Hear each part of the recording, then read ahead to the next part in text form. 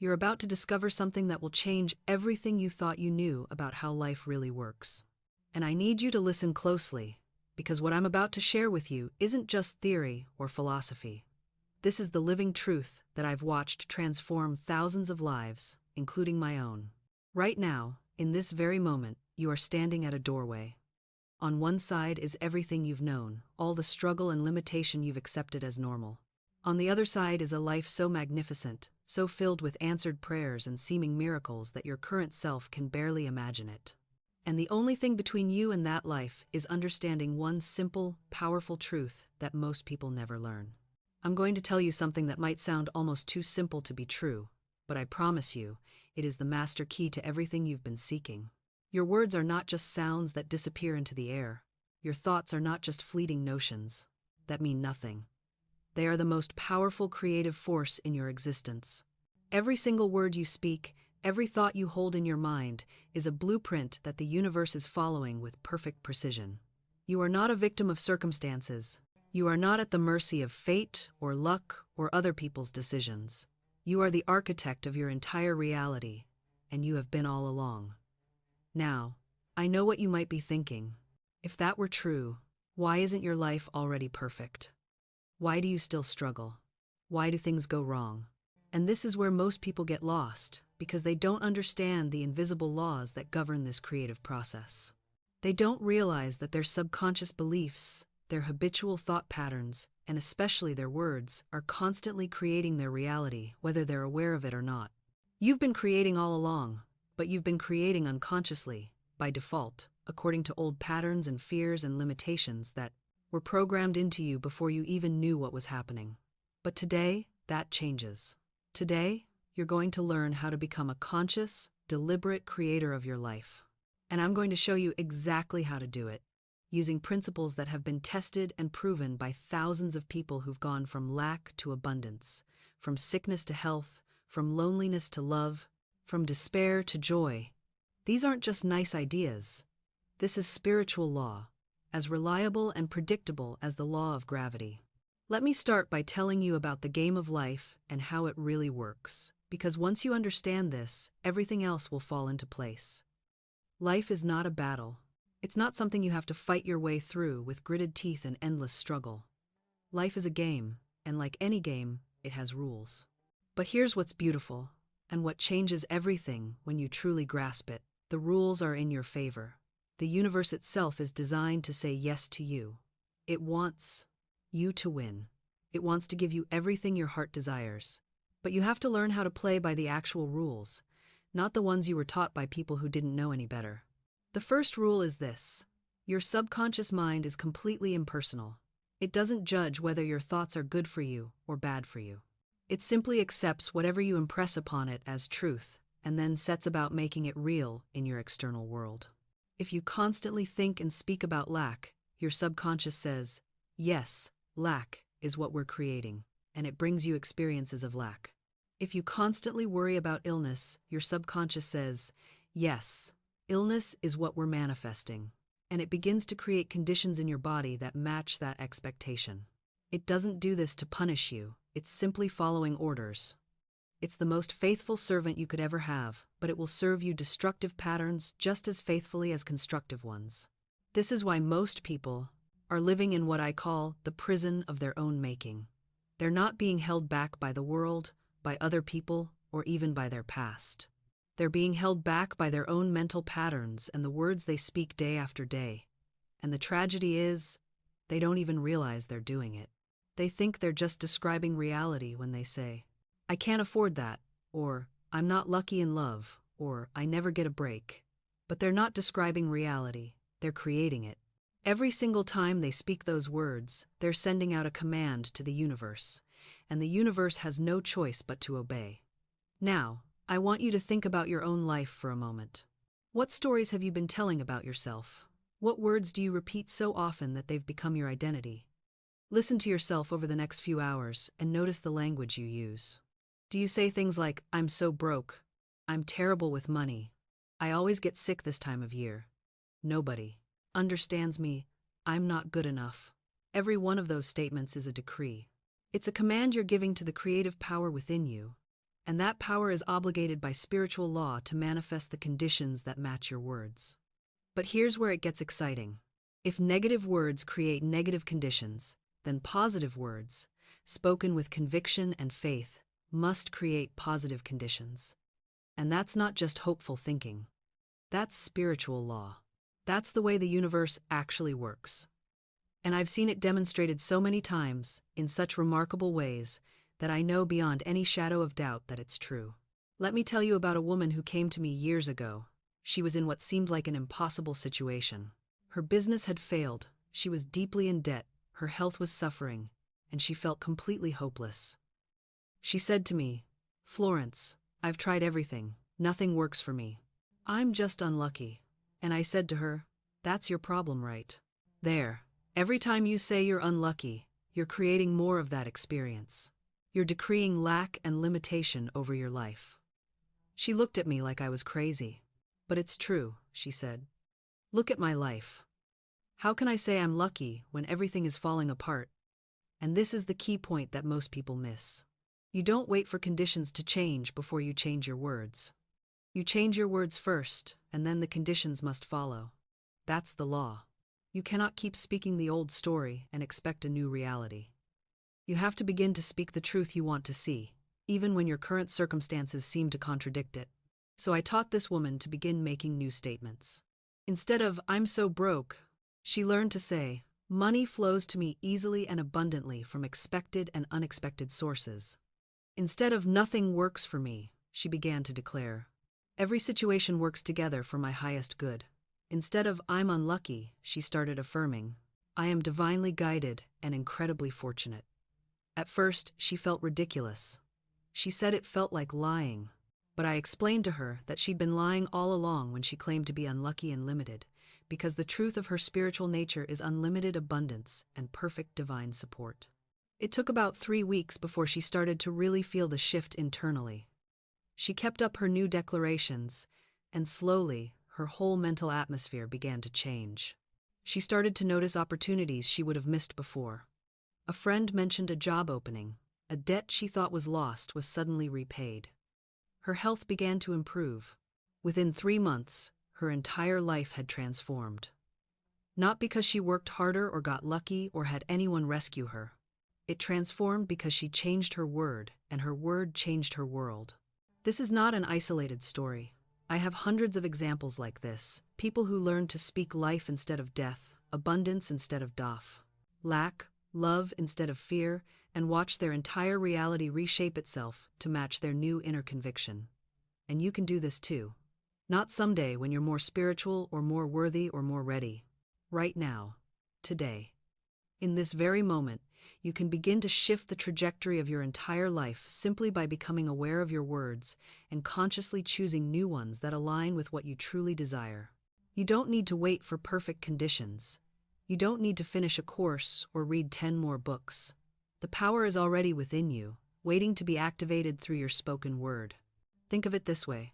Every word you speak is like planting a seed in the fertile soil of the invisible realm. And here's what most people don't realize. The universe doesn't judge whether your seeds are good or bad. It simply grows whatever you plant. If you plant seeds of lack by saying, "I can't afford that," the universe says, "Your wish is my command," and produces more situations where you can't afford things. If you plant seeds of health by affirming, "My body knows how to heal itself," the universe responds with vitality and restoration. I've watched this principle work in the most remarkable ways. A woman once came to me drowning in debt, constantly saying things like, "I'm so broke and money just slips through my fingers." I had her begin using a simple affirmation. "Money flows to me easily and constantly." She felt ridiculous saying it at first. Her logical mind screamed that it wasn't true. But she persisted. Within 3 months, she received an unexpected inheritance, a promotion at work, and found money she'd forgotten about in an old account. The external circumstances shifted to match her new inner speech. This isn't magic, it's spiritual law, as reliable as gravity. Your words are creating your tomorrow, right now. The conversation you had this morning about how tired you are, that's programming fatigue into your future. The joke you made about always being unlucky, that's ordering up more misfortune. The casual comment that you'll never find the right person? That's blocking love from reaching you. But here's the beautiful part. Once you understand this, once you truly grasp that your words are creative tools, you can begin to use them deliberately. You become the architect of your experience instead of its victim.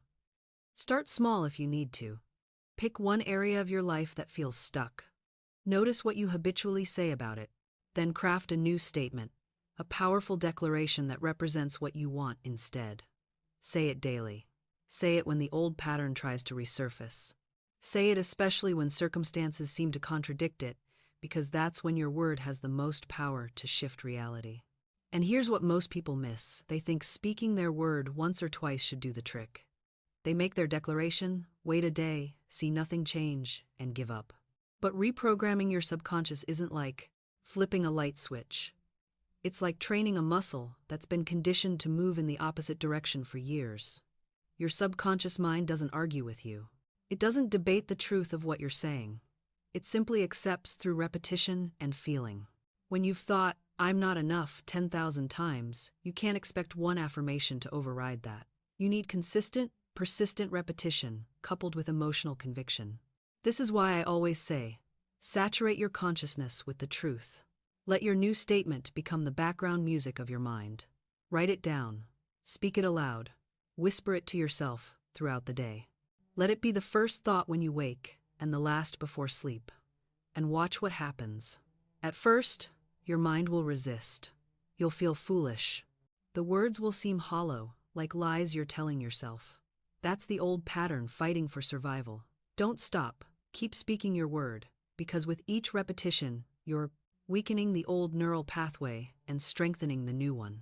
I've seen people transform their entire financial situation by consistently declaring, "Money comes to me easily and constantly." Not hoping it would. Not wishing it might. Declaring it as established fact. Within weeks, unexpected checks arrive, job opportunities appear, debts are mysteriously forgiven. Why?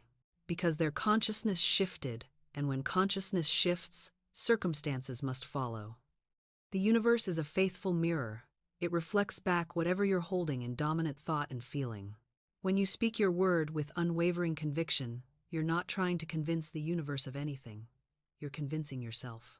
You're reminding your own subconscious mind of the truth that already exists in the spiritual realm, waiting to take form in your physical experience. This is the secret the masters have always known. Your word is your wand. The quality of your life is determined by the quality of your inner speech. Change your word, and you change your world. I remember a student who came to me, drowning in bills she couldn't pay. Every morning, she woke up saying, "I can't afford this. I don't have enough. I'm so broke." And every day, her circumstances reflected those exact words back to her. I said to her, "You're treating poverty like a beloved friend. You're inviting it to breakfast, lunch, and dinner." So we changed her inner conversation. Instead of, "I can't afford this," she began to say, "Infinite abundance is mine now." Instead of, "I'm so broke," she declared, "I am surrounded by the riches of the universe." Within weeks, not months, not years, but weeks, unexpected money began to flow into her life. An old debt was repaid. A freelance opportunity appeared. A relative gifted her exactly what she needed. This wasn't magic, this was law. She changed her inner speech, and the universe had no choice but to rearrange itself to match her new vibration. You see, most people think they need to see the money first, then they'll feel abundant. But that's backwards. You must feel abundant first, speak abundantly first, and then the money appears. The outer world is always a delayed photograph of your inner world. Your inner conversations are either building bridges to your desires or walls against them. There is no neutral ground. Every thought, every whispered word to yourself is either a yes or a no to what you want. I once knew a woman who wanted to marry, but every time she thought about marriage, she said to herself, "All the good men are taken. I'm too old. Nobody wants me." She was literally arguing for her own loneliness. When I pointed this out, she was shocked. She didn't realize she was sentencing herself to solitude with her own words. We transformed her inner speech. She began to say, "My perfect partner is seeking me now. I am loved, cherished, and adored." She stopped reciting reasons why love was impossible and started affirming why it was inevitable. Within 6 months, she met a wonderful man who treated her like royalty. He had been there all along, but she couldn't see him through the fog of her negative inner speech. Your inner conversations are creating your outer circumstances right now, this very moment. While you're sitting there worrying about money, someone else with less talent and fewer resources is affirming abundance and watching opportunities flow to them like iron to a magnet. While you're rehearsing that difficult conversation and imagining all the ways it could go wrong, you're actually sending that person a subconscious blueprint of conflict. Your words reach them before your mouth ever opens. I've watched this principle work with such mathematical precision that it would astound you. A man came to me drowning in debt, absolutely convinced he would never get ahead. Every morning he would wake up and his first thought would be about what he owed. All day long, a running commentary: I can't afford this, I'll never have enough. Money slips through my fingers, and naturally, that's exactly what happened.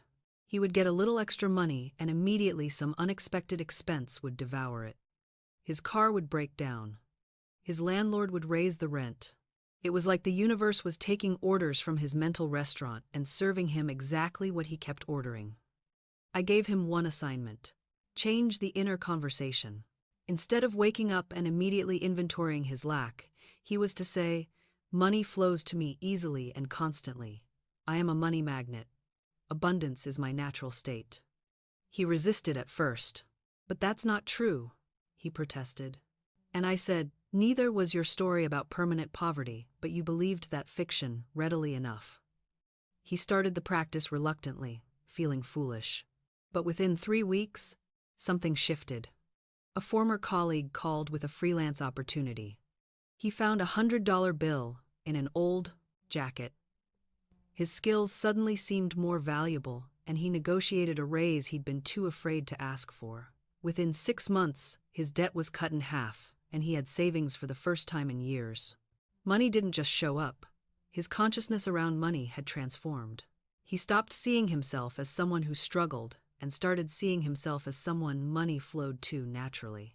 That's the difference between affirmations that work and ones that just bounce off the surface of your life. But here's where most people stumble. They treat affirmations like a desperate plea to the universe. They say the words with clenched fists and worried faces, checking their bank account every 5 minutes to see if anything's changed yet. That energy cancels out everything you're trying to create. I worked with a woman who wanted to heal a relationship with her sister. They hadn't spoken in 3 years after a terrible argument. She came to me saying all the right things about forgiveness and reconciliation. But every time she spoke about her sister, her jaw tightened and her eyes went cold. Her words said forgiveness. Her entire being screamed resentment. I told her what I'm telling you now. You cannot fool the universal law. It doesn't hear your words. It reads your vibration. It responds to what you actually believe, not what you wish you believed. So we worked differently. Instead of affirming that her sister would call or that they'd reconcile, she started with something she could actually feel into. I am willing to see this differently. That's all. Just willingness. Not force. Not pretending everything was fine. Just cracking open the door to a new possibility. She said it every morning. Some days it felt true. Other days it felt like a lie. But she kept going. And gradually, something shifted. She noticed she wasn't rehearsing old arguments in her head anymore. She stopped telling the story of what her sister had done to anyone who would listen.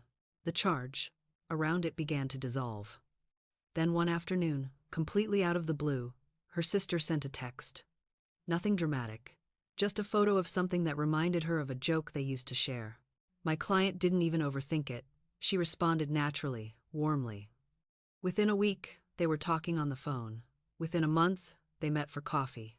Within 3 months, they were dating. And here's what matters. None of it felt forced. None of it felt desperate.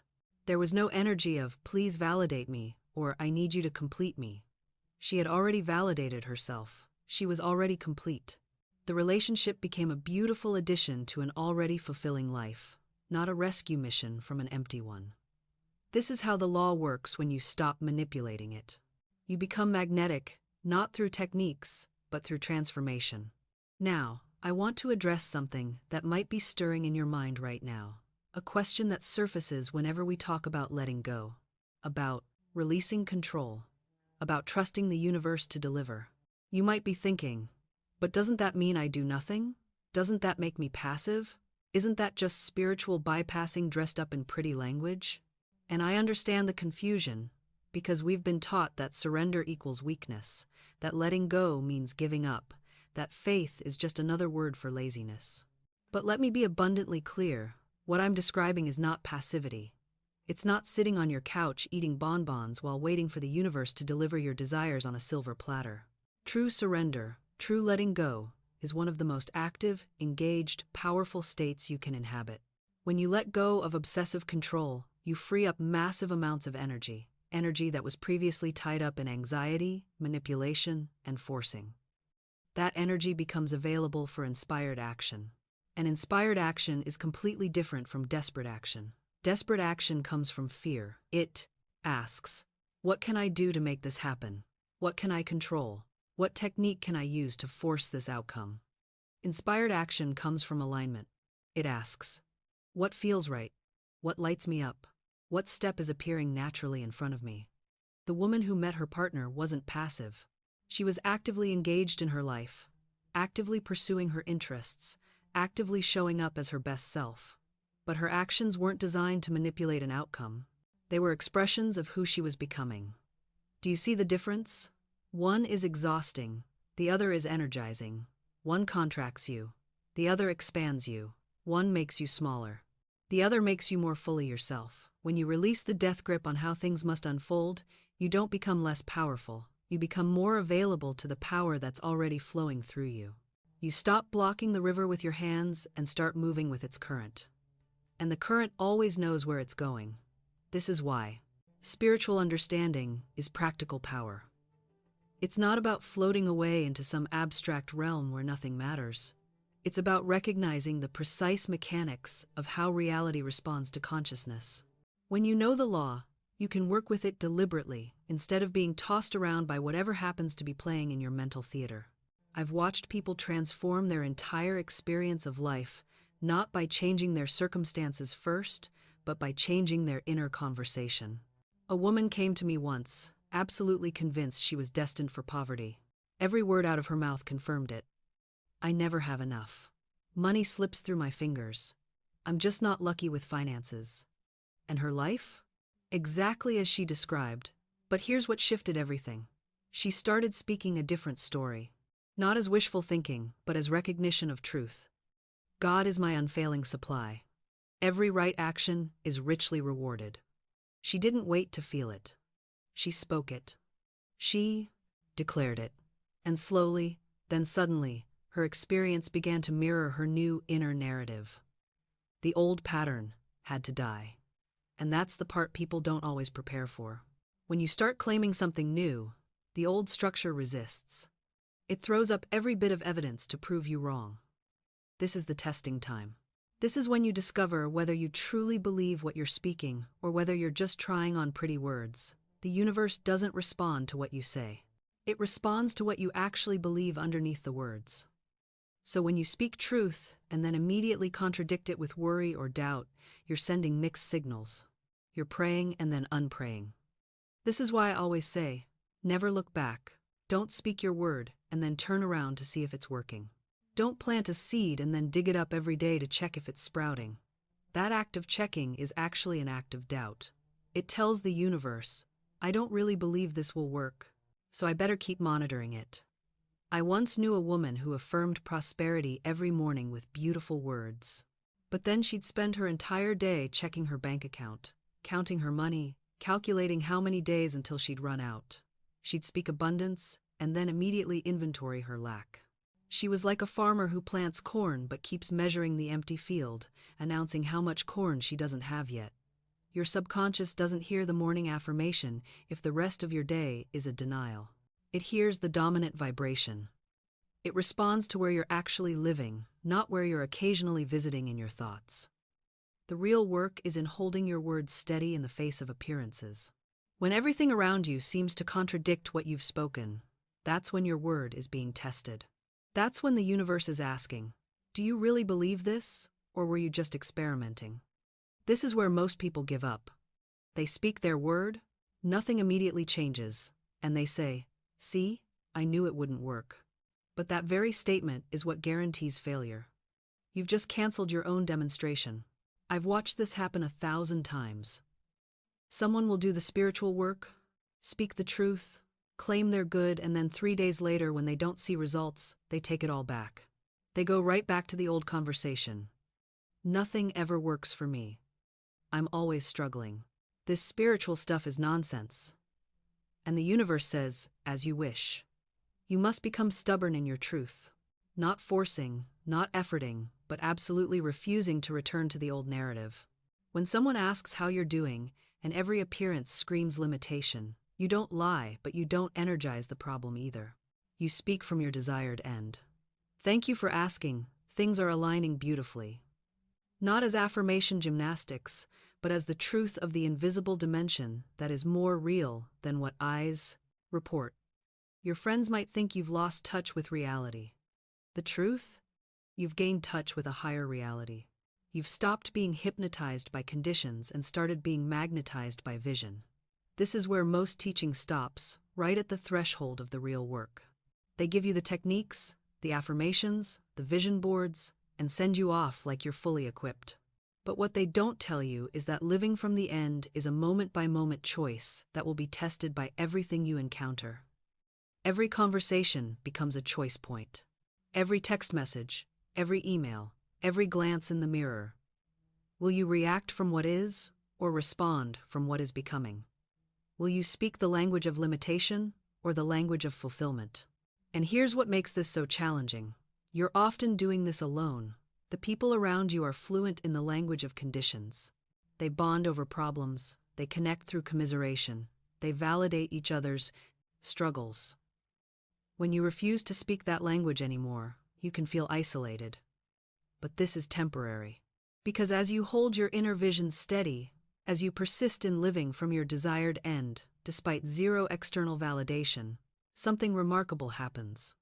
You stop needing their agreement. You stop requiring their understanding. Your inner conviction becomes so solid that external opposition feels like clouds passing across the sun. Present, yes, but incapable of diminishing the light. And then, quietly, without announcement or fanfare, the external begins to shift.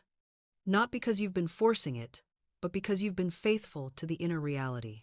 The opportunity appears, the conversation happens, the door opens, the evidence begins to materialize. This is what I mean by living from the end. It's not a weekend workshop technique. It's a complete reorientation of consciousness that changes how you move through every moment of your life. You know what's interesting? Most people think this is complicated. They think they need years of practice or some special gift. But children do this naturally every single day. Watch a child playing. They don't pretend to be an astronaut while simultaneously worrying about whether they're really an astronaut. They are the astronaut. Completely, totally. Without reservation. Somewhere along the way, we learned to split ourselves.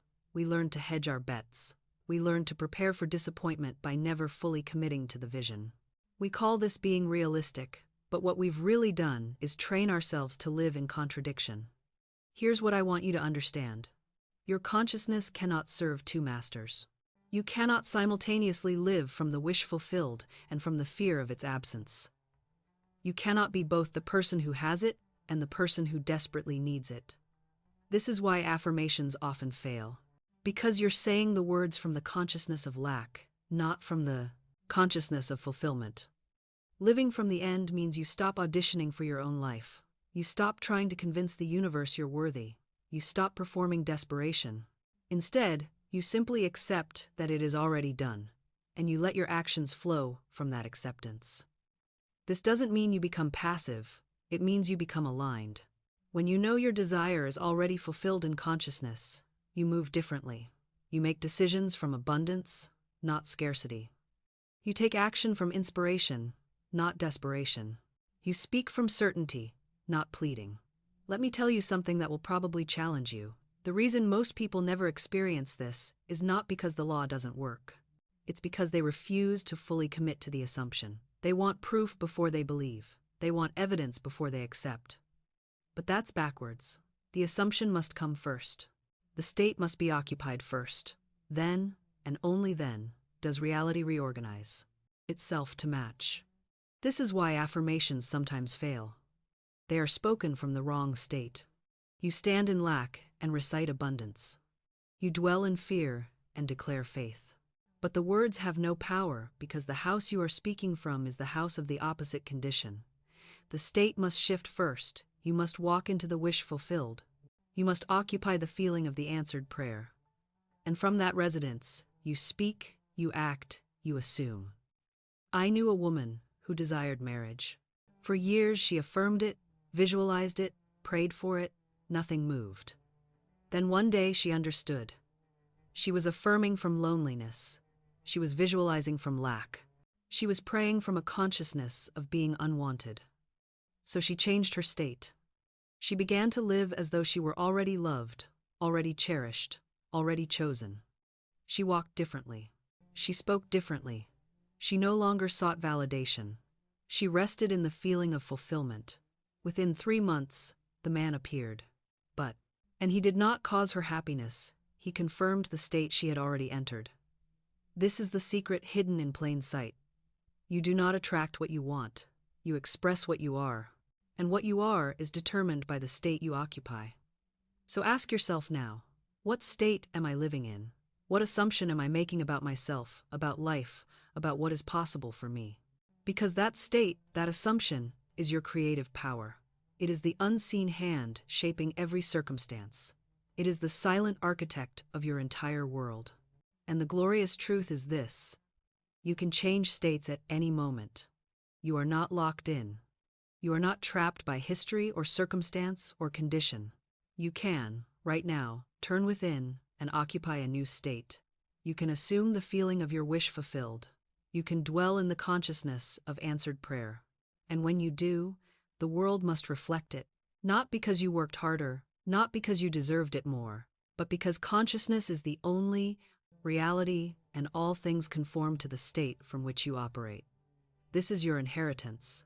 This is your power, not to manipulate the outer world, but to shift the inner one. And in that shift, all things become new.